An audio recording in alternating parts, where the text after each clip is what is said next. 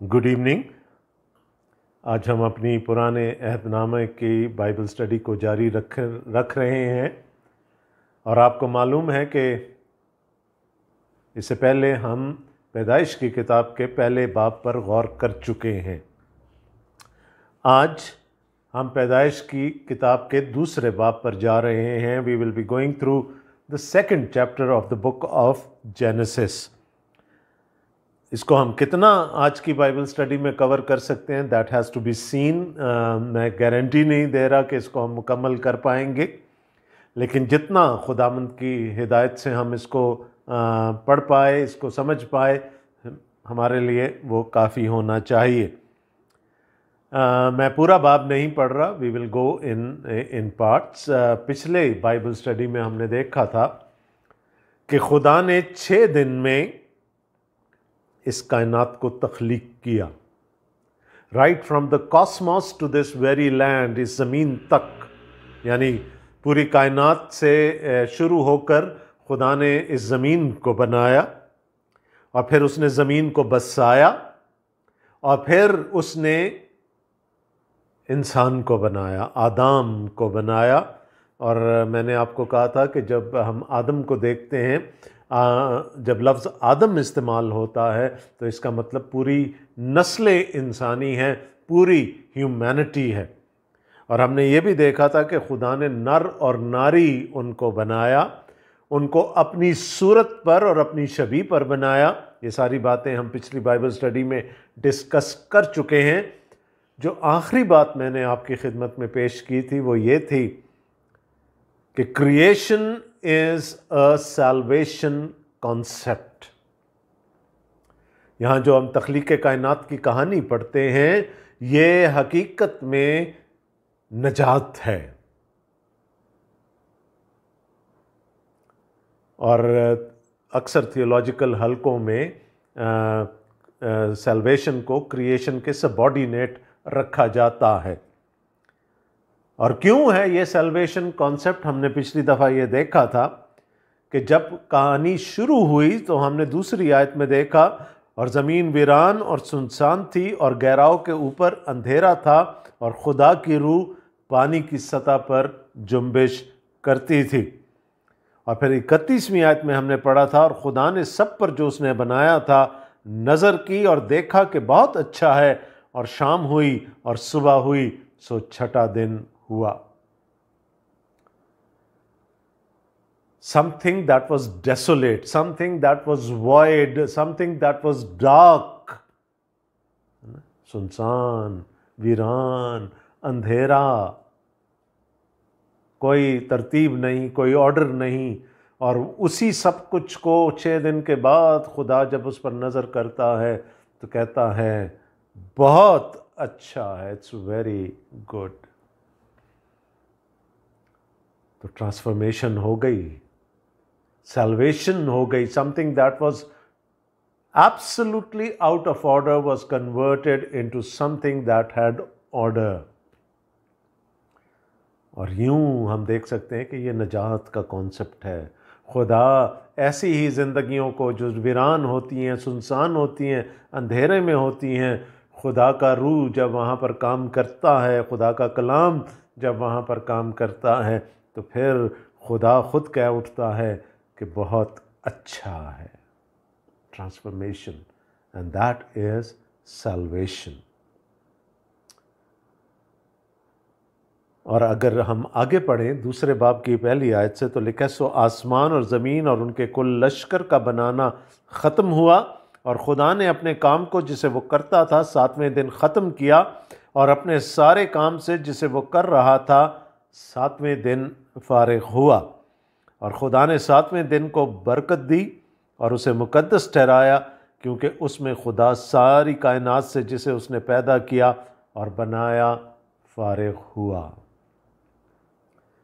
खुदा ने आराम किया। क्या खुदा को आराम की ज़रूरत थी? क्या खुदा थक गया था 6 दिन मुशक्क़त करके इस कायनात को बना के? Certainly not. God did not rest, did not need rest. He rested, but he did not need rest. लेकिन यहाँ पर आराम का क्या मतलब है? अगर आप मेरी पहली बात से इसको रिलेट करेंगे कि it is a salvation concept, तो जब नजात मुकम्मल हो जाती है तो फिर आगे आराम है, रेस्ट है। खुदा ने भी 6 दिनों में इस कायनात को तख्लीक किया और 7वें दिन उसने आराम किया। और ये बहुत इम्पॉर्टेंट है इसको समझना। आज की जो बाइबल स्टडी है ये बहुत मिस्टिकल भी हो सकती है, बहुत मेटाफोरिकल भी हो सकती है। हम इसमें बड़ी जो तफसीलात हैं यहाँ पर, उसमें हम बड़ी आसानी से खो सकते हैं, लेकिन हम ऐसा करेंगे नहीं। We will try to draw out certain principles. हम चंद असूल अख्ज़ करने की कोशिश करेंगे इस बाब से। खुदा ने 7वें दिन आराम किया, वो दिन सबत का दिन था, शब्बात जैसे उसको इब्रानी में कहा जाता है। और खुदा ने उस दिन को बरकत दी और उसे मुकद्दस ठहराया।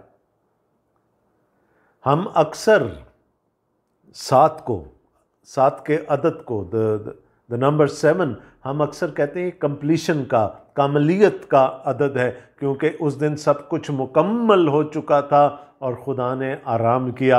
लेकिन मुफस्सरीन का एक बहुत बड़ा हल्का है, वो ये कहते हैं कि ये कामलियत का अदद नहीं है, कामलियत का अदद 10 है। ये होलीनेस का अदद है, सैंक्टिफिकेशन का अदद है, ये कदूसियत का अदद है। खुदा ने उस दिन को पाक ठहराया। और ये बहुत इम्पॉर्टेंट है हमारे लिए, क्योंकि आगे जब हम खरूज की किताब में जाएंगे तो वहाँ पर खुदावंद ने जब 10 अहकाम दिए मूसा को, तो उनमें से चौथा हुक्म इन्हीं आयात पर बेस करता है, क्योंकि वहाँ लिखा है याद करके तुम, है ना। इन आयात को याद करके कि खुदा ने 7वें दिन सब कुछ मुकम्मल करके आराम किया था, याद करके तुम सबत का दिन पाक मानना। और ये हमारे लिए इसलिए भी अहम है क्योंकि खुदावंद यीशु मसीह ने अपने आप को सबत का मालिक ठहराया। कहा इब्ने आदम सबत का मालिक है। ये इम्पॉर्टेंट है। लेकिन इससे पहले कि हम यहाँ से कोई अपने लिए असूल डिराइव करें, मैं आपको एक और आयत की तरफ पहले निशानदेही करना चाहता हूँ, और वो आयत है 15वीं, दूसरे बाब की 15वीं आयत, जेनेसिस चैप्टर 2 एंड वर्स 15। और खुदा ने आदम को लेकर बाग अदन में रखा कि उसकी बागबानी और निगहबानी करे। असूल नंबर 1, इंसान को तख्लीक करने का मकसद क्या है खुदा का? कि इंसान काम करेगा।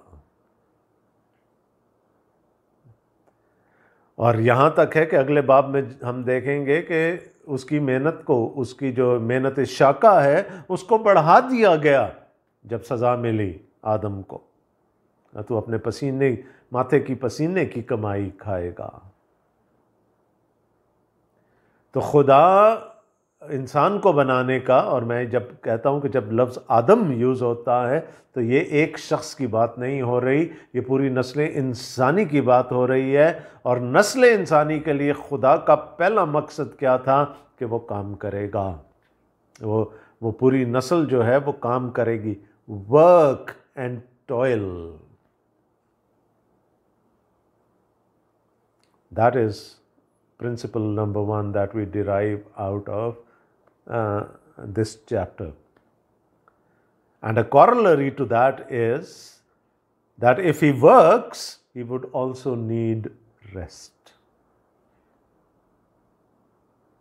तो खुदा ने जिसको आराम करने की ज़रूरत नहीं थी, उसने आराम किया ताकि ये असूल मुकर्रर हो जाए कि वो इंसान जो अपनी मेहनत की कमाई खाएगा, उसको भी हफ्ते में कम से कम 1 दिन के आराम की ज़रूरत है। ये बात मैं वाज़े कर दूं कि ये हमारी सवाबदीद पे खुदा ने नहीं छोड़ा कि हम हफ्ते में से किसी एक दिन को ले लें और उसको सबत बना लें।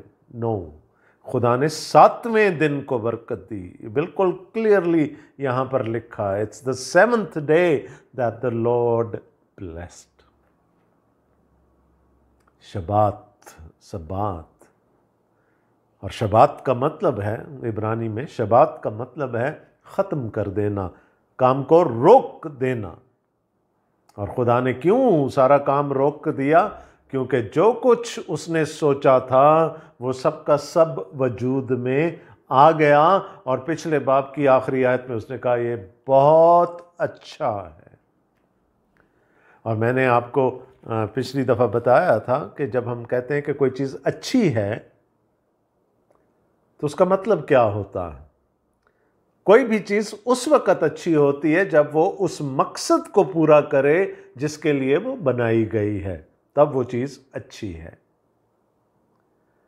तो जब खुदा ने सब कुछ बना लिया और खुदा ने अपने मकसद के तहत उसको बनाया और खुदा ने यह देख लिया कि अब वो जो कुछ उसने ठाना था, जो कुछ उसने सोचा था, वो सारी चीज़ें उसके मुताबिक खल्क हो गई हैं और उस मकसद को पूरा करने के लिए फ़िट हैं, तो खुदा ने कहा बहुत अच्छा है। लेकिन 7वें दिन को खुदा ने मुक़द्दस ठहराया। सबसे पहले वो सारे काम से फारिग हुआ जो यहाँ पर हम देखते हैं। लेकिन पहली आयत में एक चीज़ गौर तलब है, सो आसमान और ज़मीन और उनके कुल लश्कर का बनाना ख़त्म हुआ। और यहाँ पर बात हो रही है आसमानी लश्कर की। अगरचे के पहले बाब में इसका कोई ज़िक्र नहीं है कि खुदा ने फ़रिश्तों को भी तख्लीक किया या दूसरी आसमानी मखलूक को तख्लीक किया, लेकिन दूसरे बाब की पहली आयत में आकर हमें ये बताया जा रहा है कि वो सब चीज़ें भी अब तक खल्क हो चुकी हैं। आसमान और ज़मीन और उनके कुल लश्कर का बनाना, द हेवनली होस्ट, वो भी सब काम खुदा ने मुकम्मल कर लिया। और खुदा ने अपने काम को जिसे वो करता था 7वें दिन ख़त्म किया और अपने सारे काम से जिसे वो कर रहा था 7वें दिन फारिग हुआ। और खुदा ने 7वें दिन को बरकत दी और उसे मुक़द्दस ठहराया, क्योंकि उसमें खुदा सारी कायनात से जिसे उसने पैदा किया और बनाया फारिग हुआ। The lord blessed the 7th day. और जैसा कि मैंने आपको पहले कहा, अब यहाँ पर आकर 7 दिन की कहानी मुकम्मल होती है, लेकिन हमारे पास जो अब तकसीम है बाबों की उसके लिहाज से ये दूसरे बाब का पहला हिस्सा है। लेकिन यहाँ आकर एक पूरा सेक्शन ख़त्म हो जाता है। लेकिन थोड़ी सी बात हमें 7वें दिन के बारे में करनी पड़ेगी, क्योंकि लोगों के ज़हनों में इसके बारे में बहुत सारी गलत फहमियाँ हैं। देखें, खुदा ने आराम किया, खुदा ने जब अपनी शरीयत दी, 10 अहकाम दिए, तो उसमें खुदा ने कहा कि इंसान, है ना, और वो चूँकि उस वक़्त बनी इसराइल के साथ खुदा अहद बांध रहा था, उनको अपनी शरीयत दे रहा था, इसलिए उसने उनके लिए ये लाजिम ठहरा दिया कि वो 7वें दिन को यानी शबात को, सबत को वो पाक माने और इस दिन अपने काम से आराम करें। फिर अगर हम गिनती की किताब में चले जाएं तो वहाँ पर हमें नज़र आता है कि सबत के दिन की लिटर्जी क्या थी। सबत के दिन जो इबादत होती थी, क्योंकि उसका एक हिस्सा ये भी था कि मुक़द्दस मजमा फराहम हो, खुदा के लोग कॉन्ग्रीगेट करें और खुदा की इबादत करें। तो मुक़द्दस मजमा फराहम होना होता था और उसके लिए इबादत की एक तरतीब थी जिसमें मखसूस कुर्बानियाँ चढ़ाई जाती थी। अब सवाल वही आएगा, क्या आज सबत को मनाया जा सकता है? क्योंकि ना हैकल है, ना कुर्बान गाह है। क्या उस तरह से खुदा के सबत को मनाया जा सकता है जैसा कि खुदा के कलाम में लिखा है? नो। जब वो तरतीब ही नहीं बजा लाई जा सकती, जब हैकल ही नहीं है, जब कुर्बान गाह ही नहीं है, जब वो कुर्बानियाँ जो सबत के साथ एसोसिएटेड थीं वो नहीं गुजरानी जा सकती, तो फिर खुदा के हुक्म के मुताबिक सबत नहीं मनाया जा सकता, तो रैत के हुक्म के मुताबिक तो सबत नहीं मनाया जा सकता। लेकिन यहूदी रबियों ने फिर भी उसकी एक तरतीब बना ली है। तो हम तो रैत का सबत तो नहीं मनाते यहूदी आज, लेकिन वो रबियों की सिखाई हुई तालीम के मुताबिक अपना सबत मनाते हैं। सवाल पूछा जाता है, हमसे पूछा जाता है, क्या हम सबत मनाएं? तो जवाब मैंने आपको पहले दे दिया थोड़ा सा, और मज़ीद उसकी वजाहत मैं कर देता हूँ कि उस तरह से जैसा खुदा ने हुक्म दिया था आज सबत नहीं मनाया जा सकता और ना मनाया जाता है। हाँ, सबत का असूल अपनी ज़िंदगियों में हम अखज़ कर सकते हैं कि सबत के पीछे टीचिंग क्या थी। एक तो बिल्कुल सही है कि इंसान अगर हफ्ते में 6 दिन काम करेगा तो उसको एक दिन आराम की ज़रूरत है, और वो क्यों है? ताकि वो अगले हफ्ते के लिए आगे काम करने के लिए अपने आप को तैयार कर सके, रिजुविनेट कर सके। उस दिन को पाक मानना ज़रूरी है, यस, आराम करना ज़रूरी है, खुदा की इबादत करना ज़रूरी है, बहुत सारे असूल हैं जो उसके साथ एसोसिएटेड हैं। लेकिन मैं फिर कह रहा हूँ, हम उस तरह से सबत हम क्या यहूदी उस तरह से सबत नहीं मना सकते जैसे मनाए जाने का हुक्म है। अब दूसरा सवाल ये आता है कि क्या हम जो इतवार को इबादत करते हैं, कॉन्ग्रीगेट करते हैं, क्या ये सबत है? ये सबत नहीं है, ये सबत नहीं है। 7वां दिन जिसको खुदा ने बरकत दी थी, मुबारक ठहराया था, वो हफ्ते का दिन है।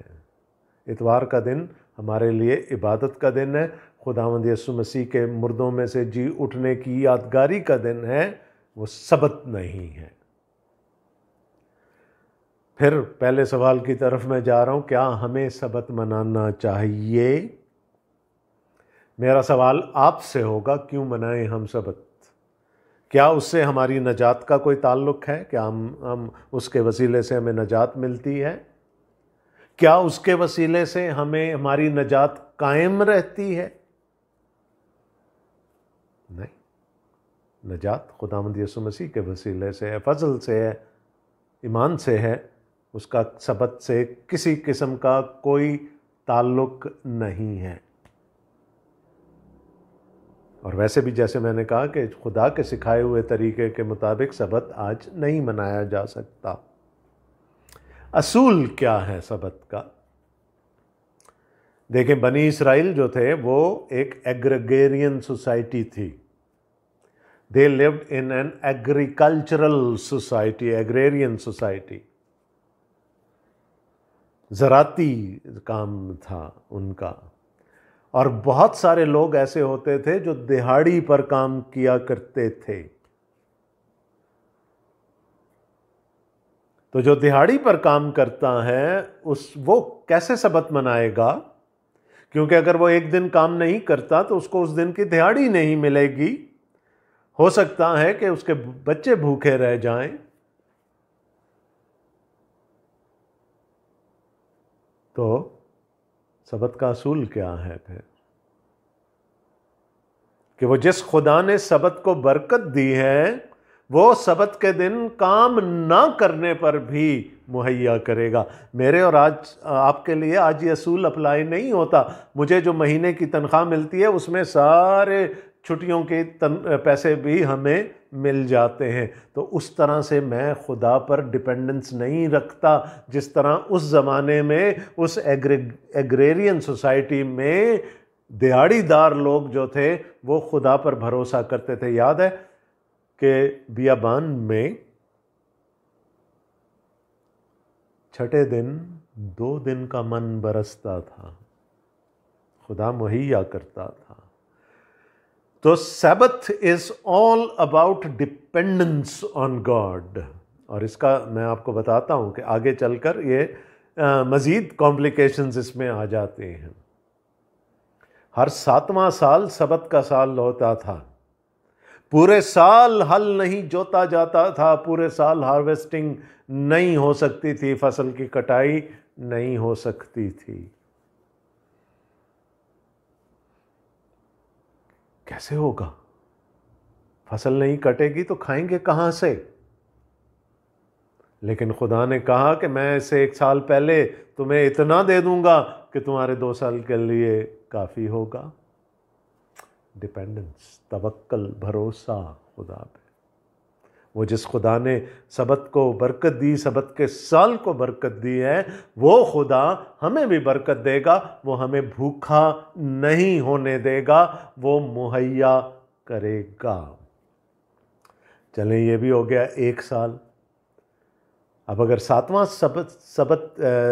सेवंथ सबैटिकल ईयर आ गया है, 49वां साल, तो अगला साल तो युबली का साल है, जुबली। 2 साल काम नहीं करना, 2 साल हल नहीं जोतना, 2 साल फसल नहीं बीजनी, 2 साल फसल नहीं काटनी। किस भरोसे पे, किस तवक्कल पे, किस ईमान के साथ ऐसा हो सकता है कि जब सबत के मालिक पर, जब सबत के खुदा पर भरोसा किया जाएगा तो फिर वो 2 साल भी लोग गुजार सकते हैं बग़ैर किसी पसोपेश के कि उनका खुदा उनको मुहैया करेगा। खुदा ने क्या कहा इस्तिस्ना की किताब में बनी इसराइल से? 40 साल तक। बता दो कोई दिन ऐसा जो भूखे रहे हो, या तुम्हारे कपड़े फटे हों, या तुम्हारी जूतियां फटी हों। कौन मुहैया करता रहा उन 40 सालों में? ये है सबत, और ये है सबत का असूल कि हम खुदा पर डिपेंडेंस जाहिर करें। आज मैं और आप तो उस तरह से सबत मना ही नहीं सकते, क्योंकि हमें तो इतना कुछ फराहम हो जाता है कि हमें सबत मनाना हमारे लिए मुश्किल नहीं है। 1 दिन आराम करना या हफ्ते में 2 दिन आराम करना हमारे लिए मुश्किल नहीं है, क्योंकि हमें उस आराम की भी तनख्वाह मिल रही है। लेकिन एक दिहाड़ीदार मजदूर या एग्रेरियन सोसाइटी में रहने वाला कोई शख्स, उसको सबत क्या सिखा रहा है? क्या underlying principle, what is the underlying principle of the Sabbath? That we need to know that we can depend on God. Dependence. 40 साल खुदा ने यही तो सिखाया ना। उसने कहा तुझको आजिज करके, बनी इसराइल को खुदा ने कहा मैंने तुमको आजिज करके 40 साल तक डिपेंडेंस सिखाई है, अपने ऊपर भरोसा करना सिखाया है। क्या कहते थे बियाबान में? हम तो वहीं अच्छे थे, हांडियों पे से बोटियां खाया करते थे हम। खुदा ने भूखा नहीं होने दिया। That is the principle of the Sabbath, that we need to rely on God, we need to depend on God. और अगर ये डिपेंडेंस आ गई जिंदगी में, फिर हर दिन सबत है। अगर खुदा पर भरोसा करना सीख लिया, उस प्रिंसिपल को पकड़ लिया, उस असूल को पकड़ लिया, then every day is a Sabbath day for us. Every year is the sabbatical year. Every year is the jubilee year for us. खुदा मुहैया करता है और वो अपने ऊपर तवक्कल रखने वालों को, भरोसा रखने वालों को कभी पशिमान नहीं होने देता। तो Sabbath in the sense as written in the Torah cannot be observed today. Neither do we have to observe the Sabbath. Yet We need to learn the principle, and the principle is absolute dependence on God. यीशु मसीह ने भी यही कहा था ना, पहले ढूंढो तुम उसकी रास्तबाजी और बादशाही, उसकी तलाश करो, बाकी सारी चीज़ें सेकेंडरी हैं। पहले उस पर भरोसा करना सीख जाओ, उसके बाद सारी चीज़ें सेकेंडरी हो जाती हैं। So that is the sabbatical principle that we need to learn. Let's move on. अच्छा, ये अब आगे जो कुछ लिखा जा रहा है, मैंने आपको कहा ना कि यहाँ पर आकर एक सेक्शन कंप्लीट हो गया, लेकिन क्रिएशन की कहानी अभी चल रही है, तख्लीक की कहानी अभी चल रही है। इसकी ज़रूरत क्या थी? क्या कोई पहले बाब में जो कुछ कहा गया उससे कुछ मुख्तलिफ हमें बताया जा रहा है? हरगिज़ नहीं। There is no contradiction in the word of God. अभी मैं थोड़ी देर में क्लियर करता हूँ कि ये क्यों है। सेकंड चैप्टर में जो कुछ हमें तख्लीक के बारे में मज़ीद बताया जा रहा है, ये क्यों है और किस नुक्ता नज़र से ये दिया गया है। एक उसकी बड़ी आसान सी तौजी है, that we get a macro view of the creation in chapter 1 and a micro view of the 6th day in chapter 2। खुदा हमें तख्लीक के बारे में एक बड़ी तस्वीर देता है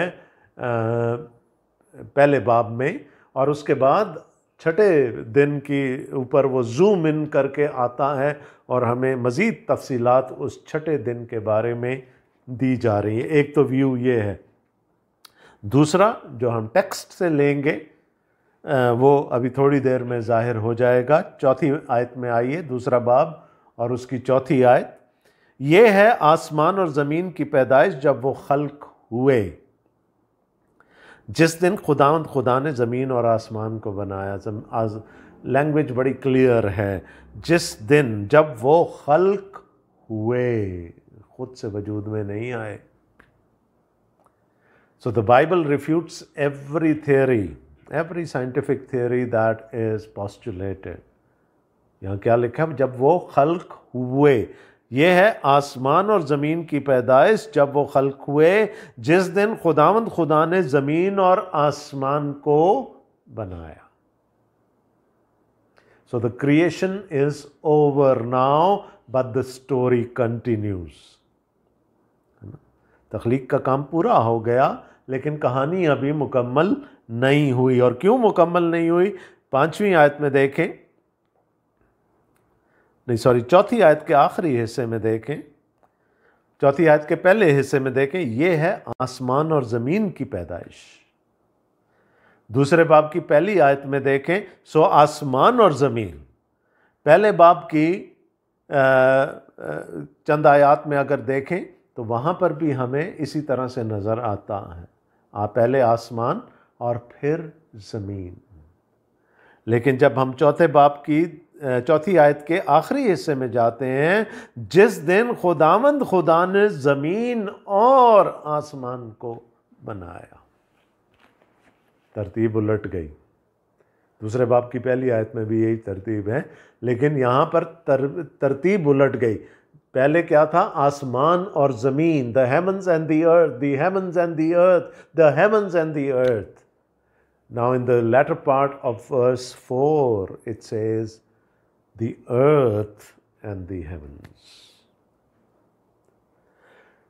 तो यहाँ पर देखें, अब पर्सपेक्टिव बदल गया, नुक्ता नज़र बदल गया, चीज़ों को देखने का तरीका बदल गया। पहले बाब में जो तख्लीक की कहानी है वो आसमान के पर्सपेक्टिव से दी गई, और अब दूसरे बाब में जो हम पढ़ने जा रहे हैं वो ज़मीन के पर्सपेक्टिव से है। यानी क्या है? आदम पैदा हो चुका, अब वो देख रहा है सब कुछ होते हुए। उससे पहले वो बना नहीं था छठे दिन के आखिरी हिस्से तक। तो खुदा अपने पर्सपेक्टिव से क्रिएशन की कहानी चला रहा था। ये हुआ, ये हुआ, ये हुआ। शाम हुई, सुबह हुई, पहला दिन हुआ, शाम हुई, सुबह हुई, दूसरा दिन हुआ।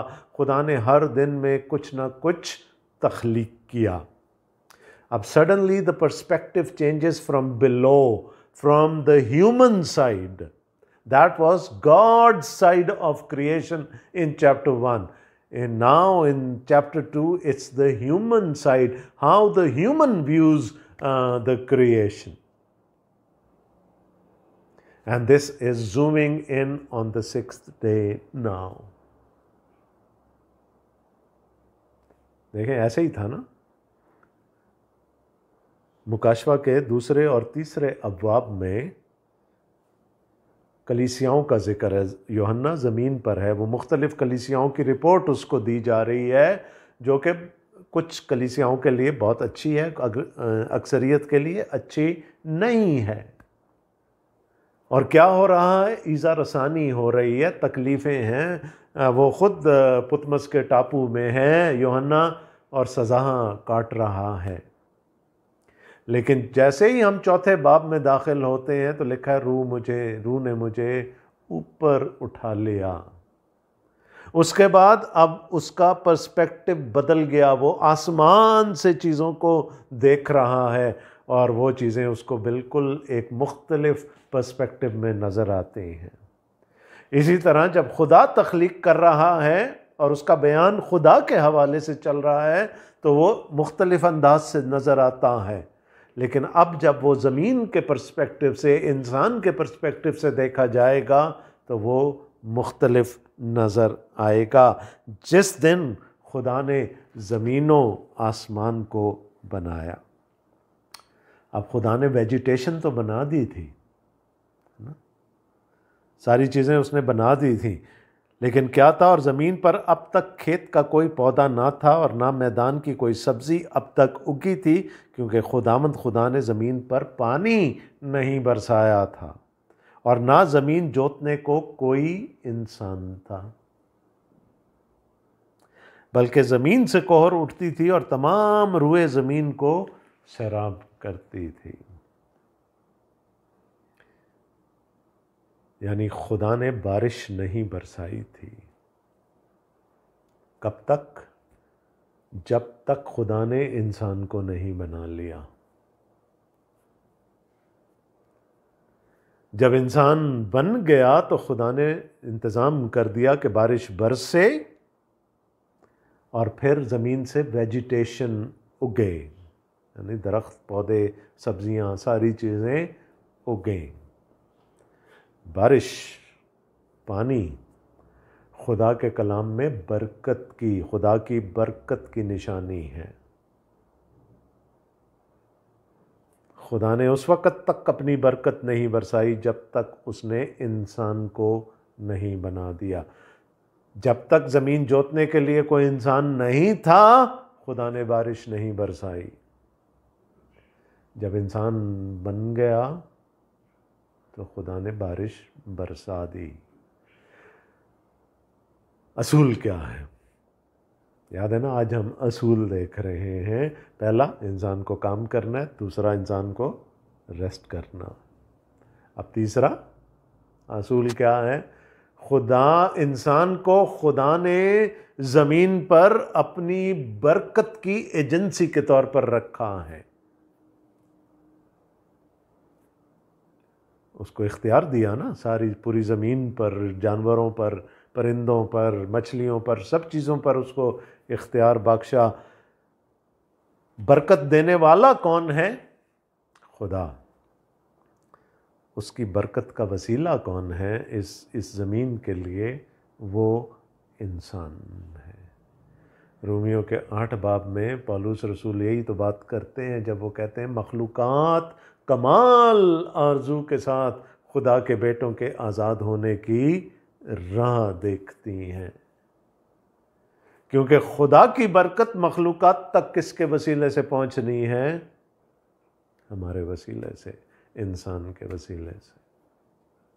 बरकत देने वाली ज़ात खुदा की है। उस बरकत का वसीला कौन बना? इंसान बना। जब खुदा ने इंसान को बना लिया तो उसने बारिश बरसाई और ज़मीन ने फिर अपनी पैदावार दे दी। सो man was supposed to be a blessing for the entire world, for the entire earth, for the entire creation.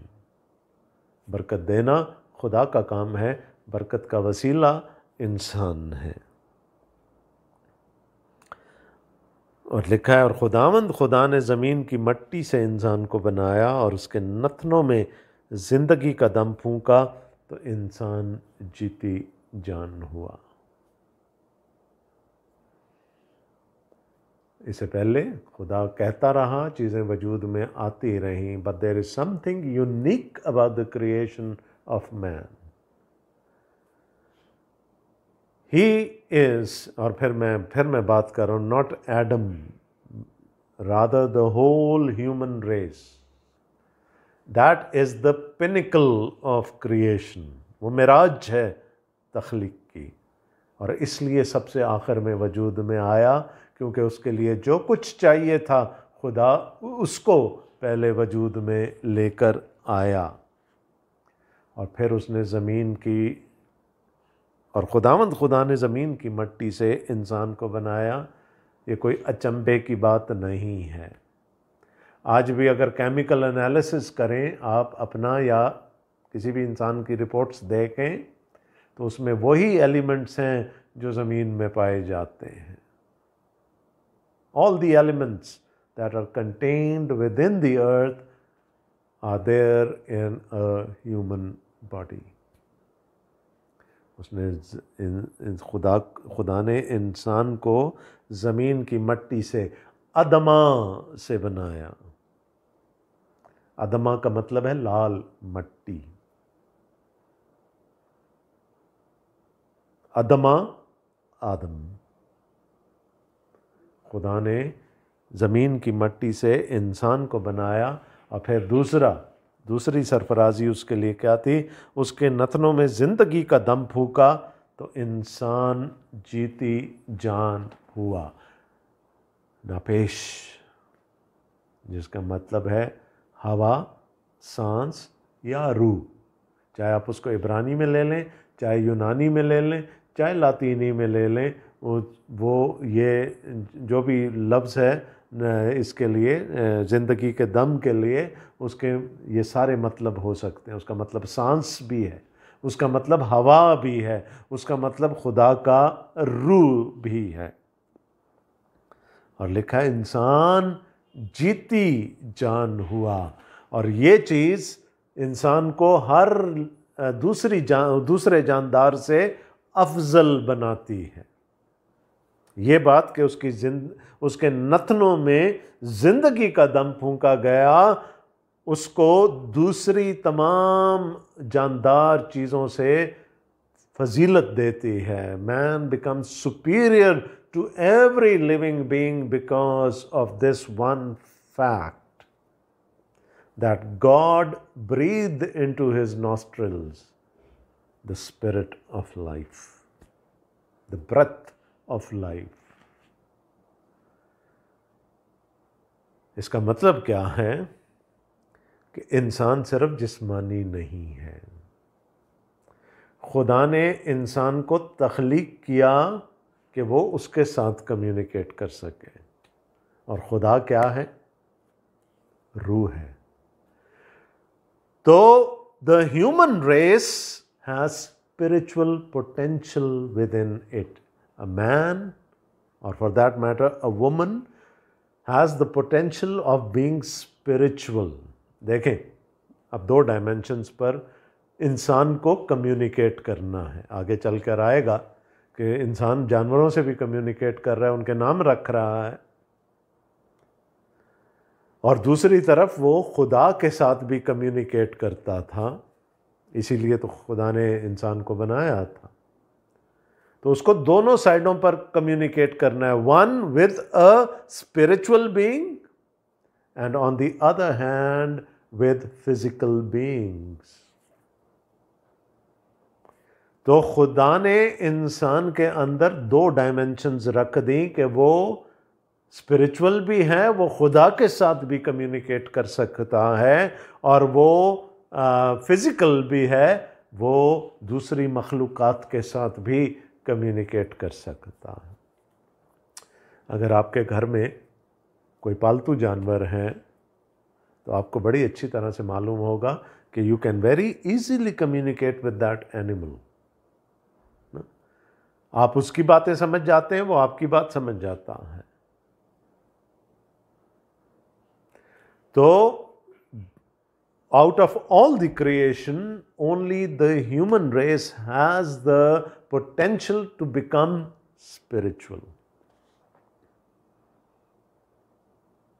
लेकिन क्या हुआ, ये सारा कुछ अगले बाब में हम जाकर देखेंगे, ये ख़त्म हो गया। और फिर खुदावंद यीशु मसीह को आकर अपने शागिर्दों पर यूहन्ना 20 बाब फूंकना पड़ा।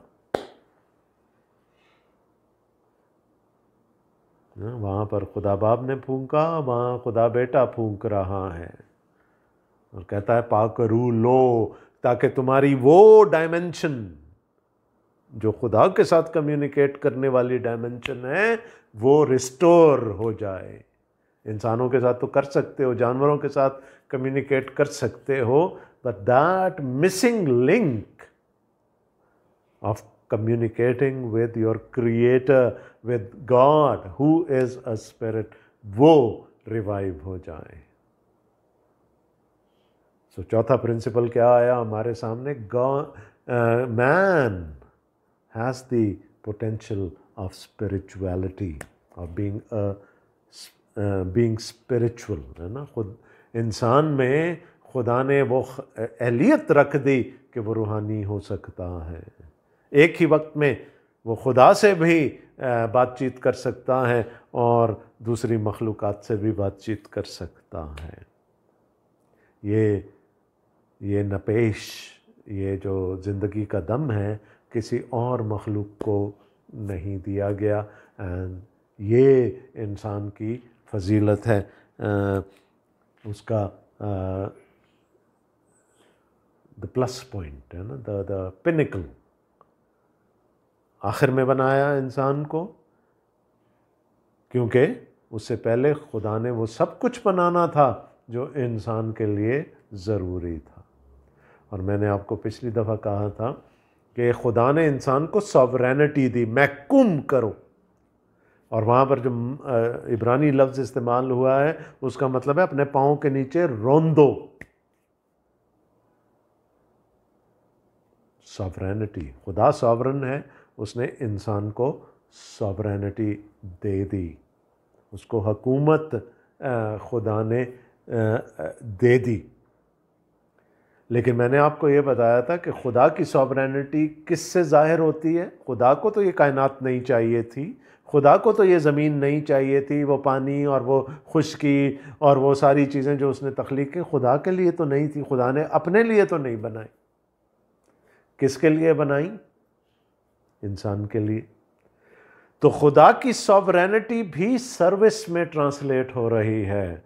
और जब खुदा इंसान को सॉवरेनिटी देता है, it has to be expressed in service.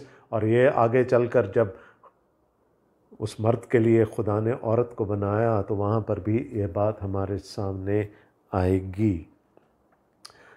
Time काफ़ी हो गया है, चीज़ें और भी बहुत सारी हैं जिनका ज़िक्र होना ज़रूरी है, but we will try to go slow. मैंने आपको कहा था कि पैदाइश की किताब के पहले चंद अब्वाब में हम आहिस्ता चलेंगे ताकि हमको वो असूल समझ आ सकें, वो चीज़ें जो हमारे सीखने के लिए ज़रूरी हैं, वो जो फाउंडेशंस हैं। मैंने आपको कहा था ना, it's the book of origin, it's a book of foundations. तो खुदा का पहला इंट्रोडक्शन है ह्यूमैनिटी के साथ, और ह्यूमैनिटी के बारे में हम सीख रहे हैं कि वो कैसे वजूद में आई। तो ये सारी चीज़ें थोड़ा सा वक्त तलब करती हैं इनको समझना। तो हम असूलों के मुताबिक चलेंगे। देखें, खुदा ने पूरी कायनात बनाई, कॉस्मॉस जिसको हम कहते हैं। फिर ही फोकस्ड इन ऑन दी अर्थ, उसने ज़मीन बनाई। और फिर उसने इंसान को बनाया। और कॉस्मोस पर तो उसने अपना इख्तियार रखा, लेकिन ज़मीन पर इख्तियार किसको दे दिया? खुदा ने आदम को।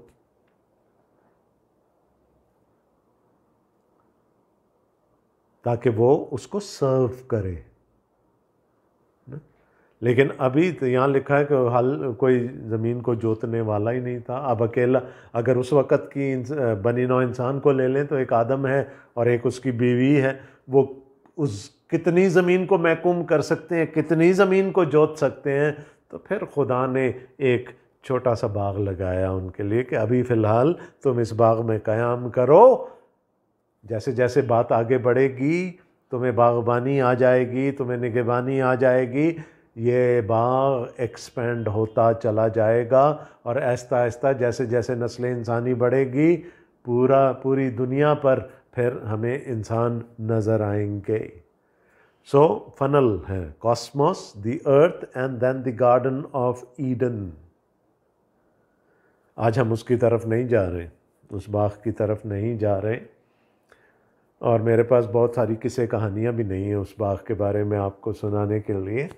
सिंपल सी बातें हम करेंगे, लेकिन आज नहीं, अगले हफ्ते जब हम अगले जुम्मे को फिर जेनेसिस की स्टडी करेंगे तो हम इस पर गौर करेंगे। तब तक के लिए वो 3-4 असूल मैं उनको दोहरा देता हूँ जो आज की बाइबल स्टडी से हमने सीखे। सबसे पहले, खुदा की मर्ज़ी क्या थी इंसान को बनाने में? कि वो काहिल ना हो, है ना, निकम्मे हाथ सुस्त घुटने नहीं, खुदा को पसंद नहीं। खुदा का मकसद क्या था इंसान को बनाने में? कि इंसान काम करेगा, उस बाग की निगहबानी करेगा, बागबानी करेगा। That is the first principle that we learn. फिर चूँकि वो काम करेगा तो उसको आराम की ज़रूरत भी पड़ेगी। तो खुदा ने जिसको आराम की ज़रूरत नहीं थी, उसने आराम सिर्फ इसलिए किया कि वो एक नमूना छोड़ सके और इस बात पर भी खुश हो सके कि वो नजात का काम जो तख्लीक में पिन्हा था वो पूरा हो गया। सो खुदा ने एक दिन, 7वां दिन मुकद्दस ठहरा दिया, उसको बरकत दी, ताकि इंसान अपने काम से, यानी खुदा का काम, मकसद क्या था कि जो मुशक्क़त हम घर से बाहर करने जाते हैं वो काम हम ना करें उस दिन। यानी दफ्तर बंद होता है या कारखाने बंद होते हैं तो उस दिन काम नहीं होता, लेकिन लोगों ने उस काम को डिफ़ाइन करने के लिए इतने ज़्यादा असूल बना दिए कि काम क्या है और आराम क्या है। और फिर उन्होंने असूल बनाए और फिर उन असूलों को तोड़ने के तरीके भी सामने ले आए। खुदा का मकसद क्या था कि अपने रोज़मर्रा मुशक्क़त से आराम पाएँ, घर में वक्त गुजारें, खुदा की इबादत में वक्त गुजारें, आराम करें, रीजुवेनेट हों अगले हफ्ते में काम करने के लिए। और फिर सबत का प्रिंसिपल वो याद रखिएगा। सबत क्या है? It is dependence upon God. अगर किसी की ज़िंदगी में तवक्कल नहीं है, भरोसा नहीं है खुदा पर, तो फिर सबत मनाना या ना मनाना उसके लिए एक बराबर है। सबत सिखाता है इंसान को कि खुदा पर भरोसा किया जाए, वरना फिर बनी इसराइल की तरह खुदा कहता है फिर मैंने 40 साल तुमको आजिज़ किया कि तुम ये सीख जाओ। जो खुद खुदा पर भरोसा करना नहीं सीखते, फिर खुदा उनको सिखाता। और फिर हमने देखा था कि बरकत देने वाली ज़ात खुदा की है, वसीला इंसान है। खुदा ने इंसान को वसीला ठहराया। उस वक्त तक बारिश नहीं हुई जब तक खुदा ने इंसान को क्रिएट नहीं कर लिया। और चौथी बात जो हमने देखी थी कि अशरफुल मखलूक़ात है इंसान, is the pinnacle of God's creation. और उसको फजीलत कौन सी बात बख्श दी है कि he has a spiritual dimension and a physical dimension. He can communicate with his creator and he can communicate with other creation. और यही चीज़ है, the man has a potential for being spiritual. तो ये चीज़ें थीं जो आज की बाइबल स्टडी में हमने सीखी। अगले हफ्ते मज़ीद बहुत कुछ है। तब तक के लिए खुदावंद आप सबको बड़ी बरकत दे। आमीन।